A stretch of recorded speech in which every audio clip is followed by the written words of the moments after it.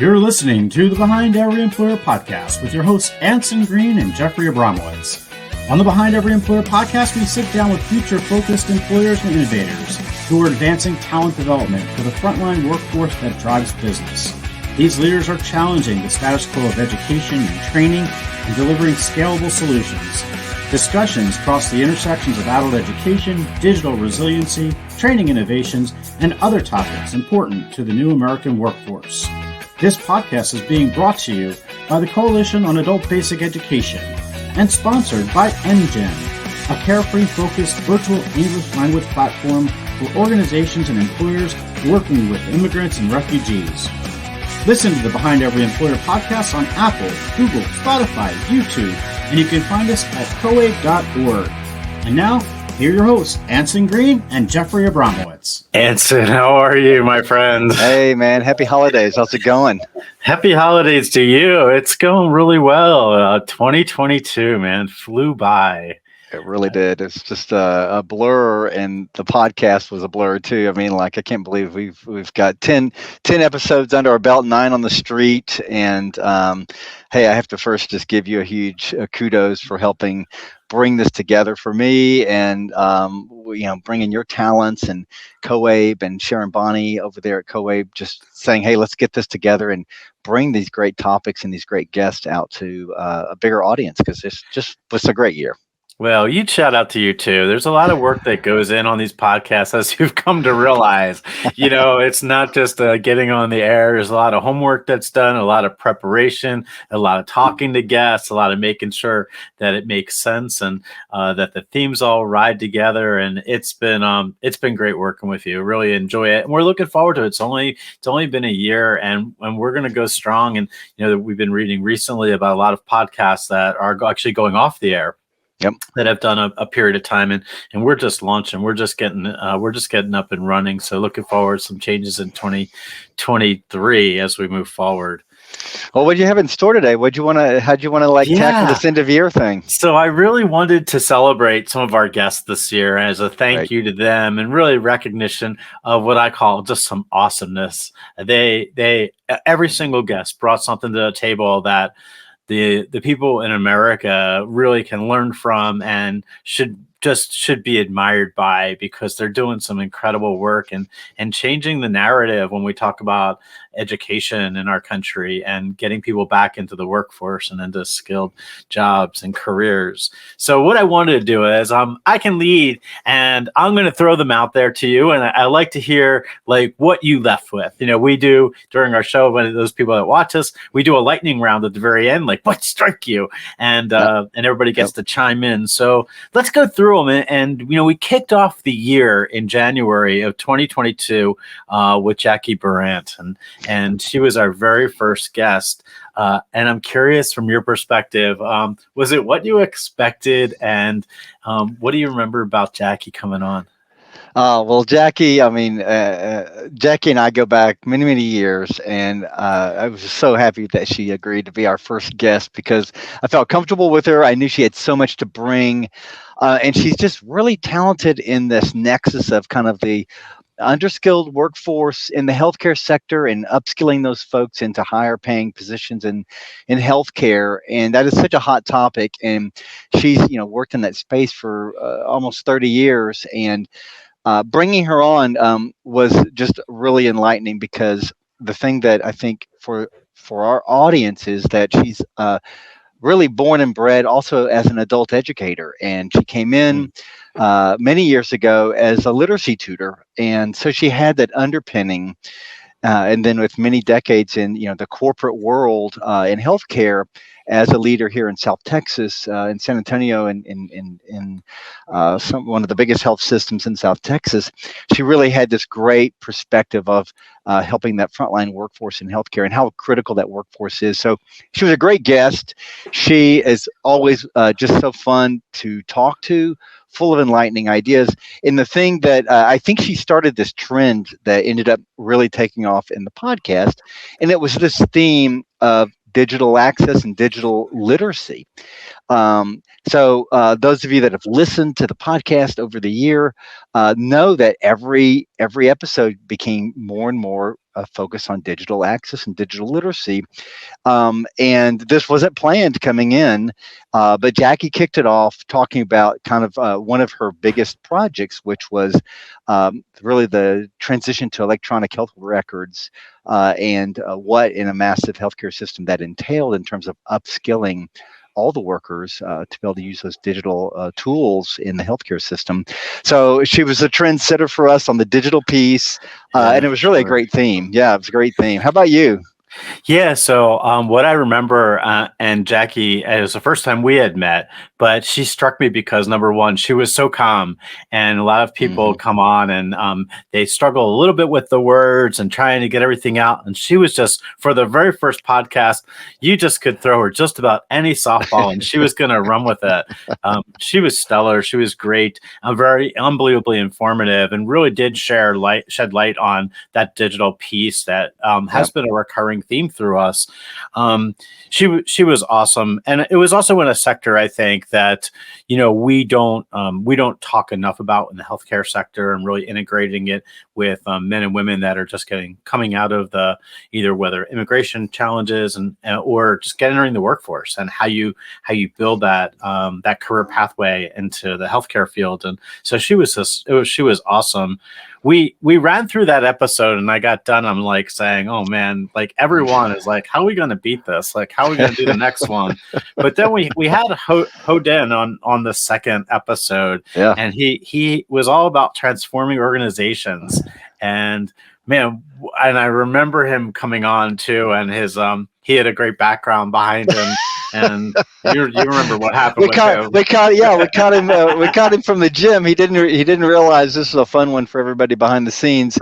So it was our second episode, so we weren't completely on our game in terms of prepping the speakers for everything. And of course, when you say podcast, most people are thinking audio.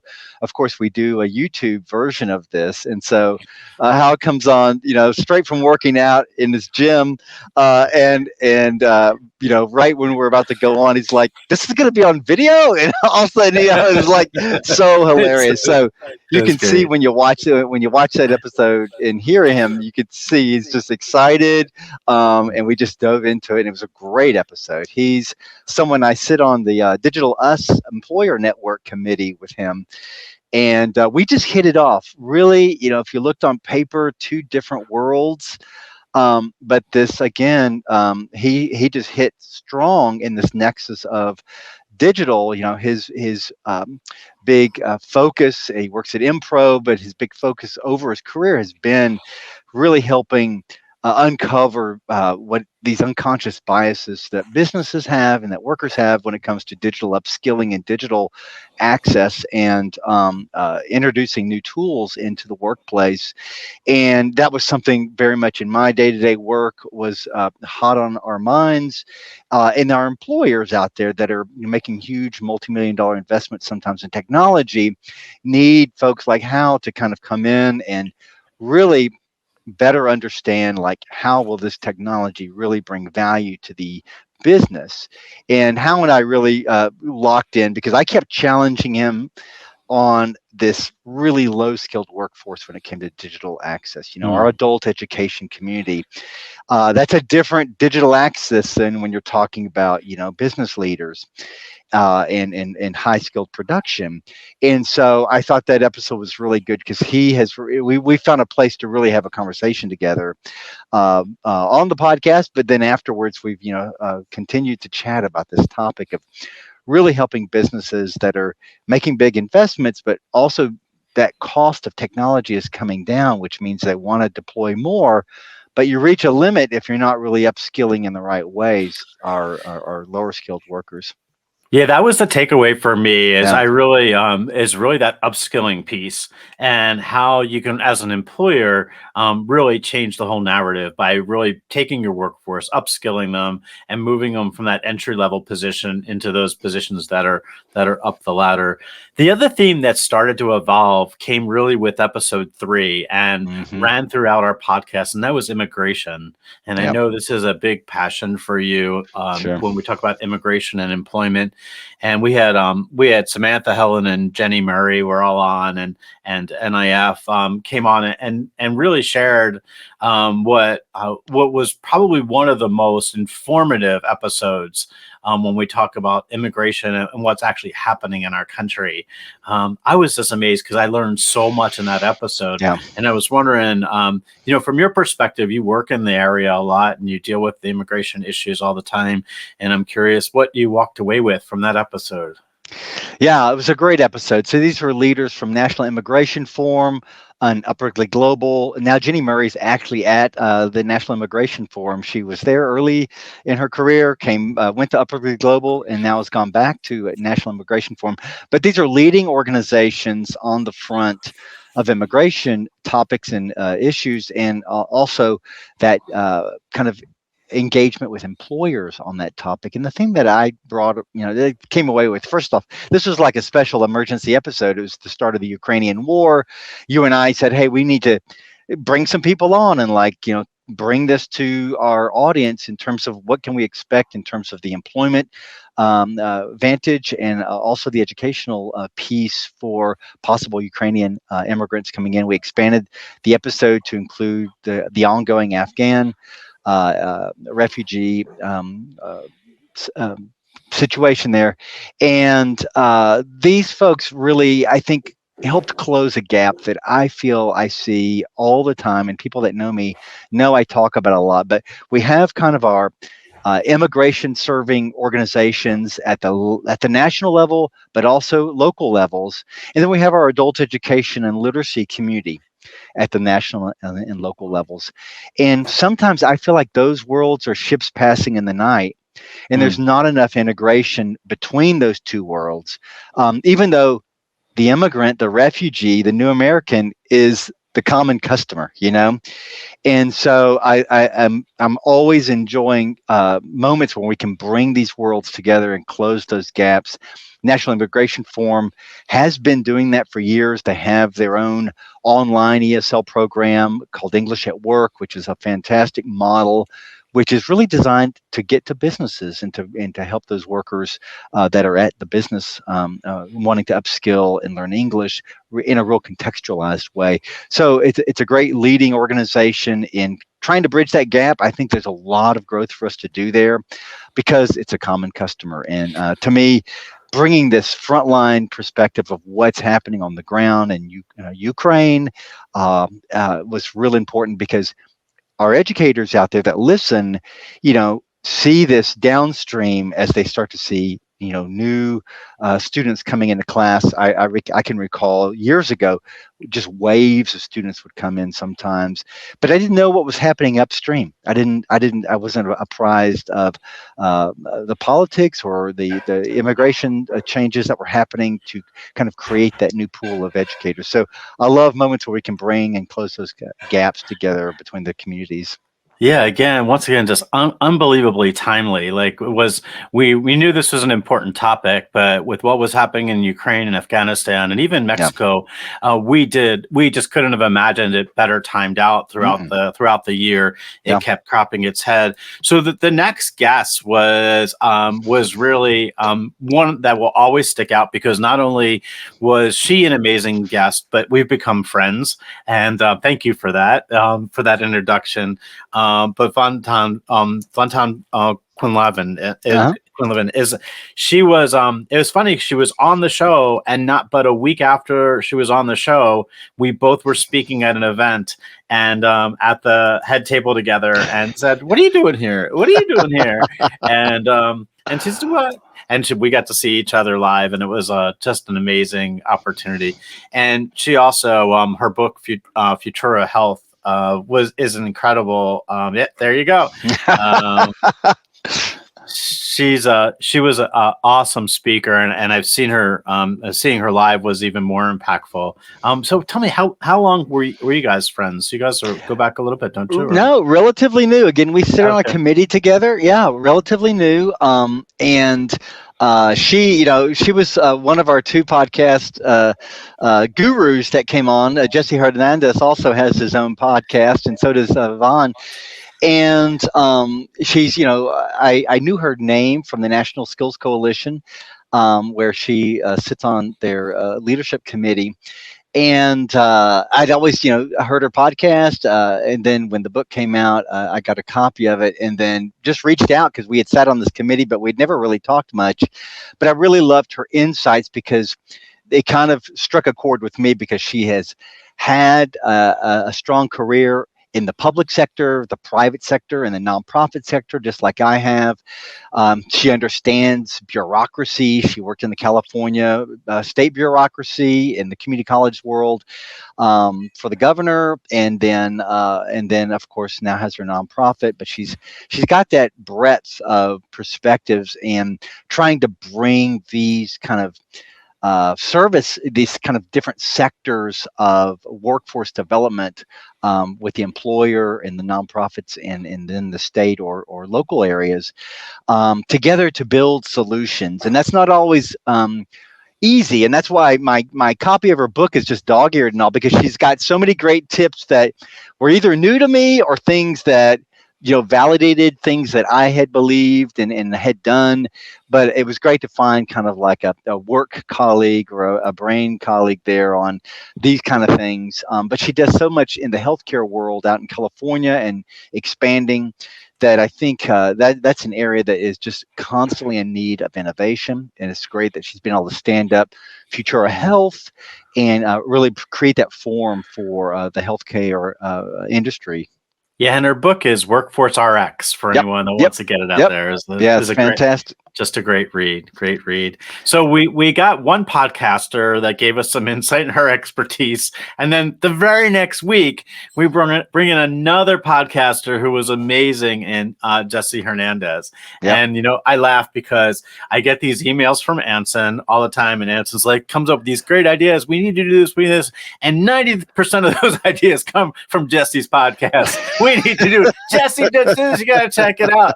And they say, awesomeness is the greatest form of or imitation is the greatest form of flattery. And Jesse, he's got a great podcast, but we were really grateful to have him on, and he got to talk a little bit about managing jobs and the leadership capacity, which is a strong suit for him. You listen to his podcast. I've become a fan now as well. So if you have not listened to his podcast, right when you get done listening to ours, you can hop over to his. But Jesse did a great job on the show. Yeah, he goes, him and I now, he's one that I do go back quite a few years with Jesse. He lives here in San Antonio. And he's just somebody that, he used to be the guy that we would bring in at the community college or when I was at the state that was a business person that could come and talk about adult education. And he was on our committees and always really had good insights, because I think his real expertise is as you mentioned, leadership, but really leadership from really that frontline construction workforce level. That's his industry. And he really has a great perspective of helping the managerial class of that construction area really understand how to leverage the strengths of that frontline, really the strength base of that workforce, the skilled trades area and other workers. And Jesse's just really got so many great ideas, having done it for many years in the industry. But now with his, podcast, Learning and Missteps, and No BS with Jen and Jess, I can't keep up with the guy. I mean, every time I turn on my LinkedIn, there's something new coming out. He has a Saturday morning podcast that's live that I jump onto occasionally.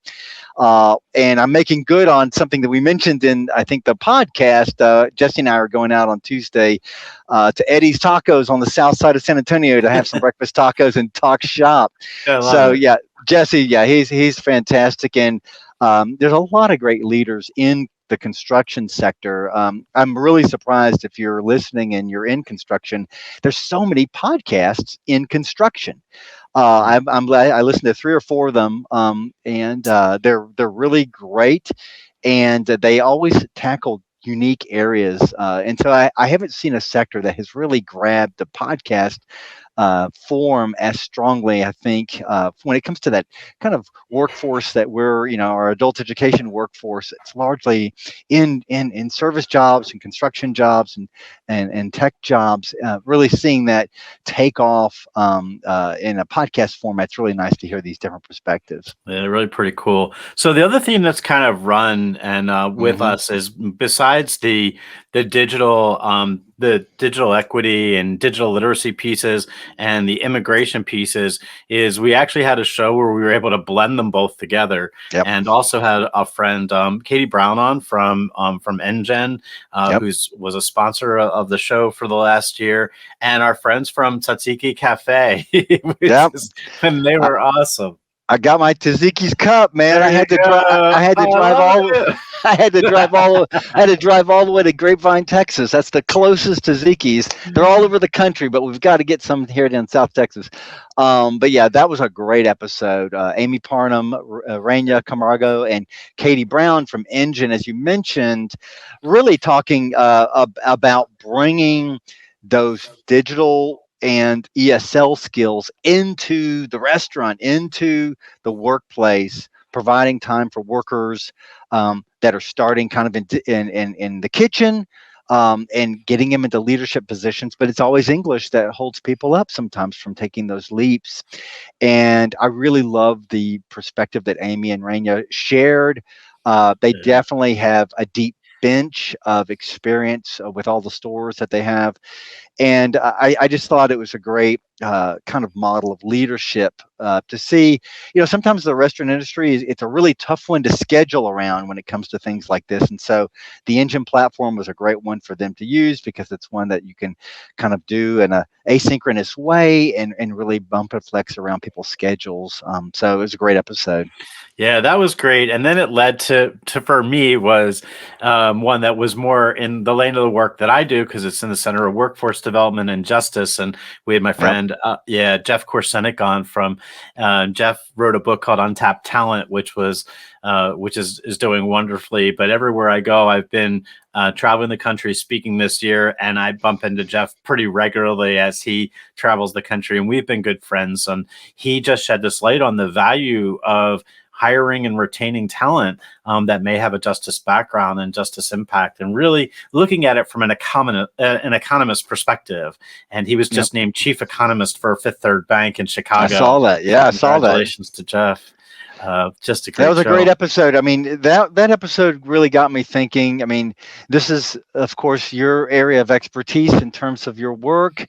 And I'm really looking forward to the season 2, because I think we need to build in more kind of topic-based and definitely kind of focused on different perspectives of employers in terms of labor markets that may not be adequately tapping for skilled talent. And the Justice Involved group is definitely one that there's such a great group of expertise and workforce development models. And that is, I think, an area that we can get some great guests in. I know most of them, if not all of them, out there. And I'm really looking forward to it, though. It really reminded me why we started this, which is to really help inform our employers out there of the trapped talent that's out there that sometimes is overlooked. And employers right now in the labor market are scrambling so much for workers. They need ways to kind of find out how to tap these different labor pools out there that are really valuable. Yeah, there's 2 others that we were that are tossing around that I'll give a shout out to for 2023. Good. One is the veterans. We've seen a lot of work with veterans and getting veterans back to work. And the other is individuals that are facing a challenge of a disability. Yep. And I really want to, I love to be able to shed some light on some of those employers that are doing great work and how they integrate those untapped talent pools, which are out there and they're gushing right now. We left we left Jeff Korsenik's episode, and we went to and I have to say it's probably one of my favorite ones because I had never met him and heard and read a lot about Jamie Fall. But Jamie has inspired me in an unbelievable way, because the project that he was tapped to do in Ventura County, California, is a project that I've been looking to model here on the East Coast. And Jamie is just, if you've not watched the episode, go back and get on the COABE website, coabe.org. We have all the websites there on our YouTube channel, and check out that episode in particular, because he's doing some absolutely remarkable things when we're talking about getting marginalized populations back to work and into the workforce. Great episode. Yeah, I was glad to get Jamie on. He used to lead up the Digital Upskill America committee. That's how I met some of these guests, and when he was at Aspen, and so he was changing jobs, going to Ventura right when we were scheduling this episode. So I'm like, oh my God, are we going to miss Jamie? Can he do it? Does he know? And then when I briefed him beforehand, he's like, I don't even know what my new job is hardly. How could I talk about it? I'm like, you'll be fine, because he's so great. And I keep thinking about him actually, because, we've got so much happening on the front of the Digital Equity Act, and he's out there doing digital upskilling in Ventura County now, leading that up. And I think he's going to be one, like a lot of these guests, that I want to bring back to kind of see, okay, now you've been there 6 months. How's it going? What is your role in the digital equity? He'll be able to give us like kind of a frontline perspective of a community leader that's going to be on the cusp of working through the Digital Equity Act and doing some fantastic things there in the Economic Development Collaborative in Ventura. So Jamie's a great one. I was so glad we could get him in there. And then good. Oh, I was going to say, what are we going to share there? Oh, I was just going to share that his the theory keeps rolling around in my head. Is one of those things we learned about from COVID was that the men and women that own businesses often didn't have the digital literacy or capacity in order to be able to pivot. And that's his target now, is getting small businesses and getting them up to speed so that they can face those challenges if we were to face some of the things we faced during COVID and that. So we got our last show in. We have another episode in the can that's coming out in the next week. So I won't spoil alert on that one, but we ended with Digital Equity Act, and it just could not have been more timely, and we could not have gotten better experts on. So Ann Neville Bonilla was on, and Amanda Bergson-Shilcock was on, and they are the two experts right now when it comes to the Digital Equity Act and its implementation across the country. And boy, did they share a wealth of information with us. Oh man, that was one I was really holding kind of, because I knew that the timing was going to be really important for this one, because they are really on the cusp of the day-to-day of what's happening from a national perspective with local perspectives. So if you're listening and you are a leader out there and you're starting to hear about Digital Equity Act, tune into that episode, because they give a great perspective of what to expect, what's coming over the next year and a half or so, where things are going to really get busy. And they're great leaders in this. Both of them share a great vantage point from the business community as well as the adult education community. And I think, again, this is going to be, it was a great way to cap kind of the season of discussions of digital, because these folks are kind of like just the all around experts on what's happening on that policy side of things. Because I keep feeling like this is a once in a career, once in a generational kind of opportunity. And as much as we're excited about what's happening and the readiness for digital equity is in our hearts, sometimes I worry about capacity. And so, it's a lot of money coming down to the states and through the local communities. And sometimes those things are hard to manage if the system isn't ready. So I think we did a great service to just kind of bring the messages out there. This digital theme, like I mentioned at the beginning, just kind of crept in, but it was really kind of helping kind of provide some foundation to help folks orient themselves to get ready for the big ride. Yeah, it was great. So that took us through the year, and really looking forward to 2023 and what's in store. I think we got our we're oiled up now. We're ready to go. We're greased, and we're ready to do some great work in 2023. And if you're out there and you're listening to this as a wind up for the end of the year, and you'd like to be on the show, give us a shout out. You can reach us through COABE.org, and just send a short email right on the page at COABE, and they'll get it to us and get message that you'd like to be on the show. But we welcome anyone that has a story to tell, or would like to like to get on the show and share their expertise in an area that we're passionate about. So Anson, it's been great working with you this year. Looking forward for another good year together. Absolutely. It's just been a joy, and it is going to be a great year ahead for us. Everybody listening, share this with your friends, like it, subscribe to it, and man, get ready for year 2, because we're going to have some great guests coming up. You got it. So everybody have a good, Anson, have a happy, healthy new year, and we'll see you in 2023. You've been listening to the Behind Every Employer podcast with your hosts, Anson Green and Jeffrey Abramowitz. This podcast has been brought to you by the Coalition on Adult Basic Education and NGen, a career-focused virtual English language platform for organizations and employers working with immigrants and refugees. Listen to the Behind Every Employer podcast on Apple, Google, Spotify, YouTube, and you can find us at COABE.org. If you'd like to reach Behind Every Employer podcast, you can do so at BehindEveryEmployer@COABE.org.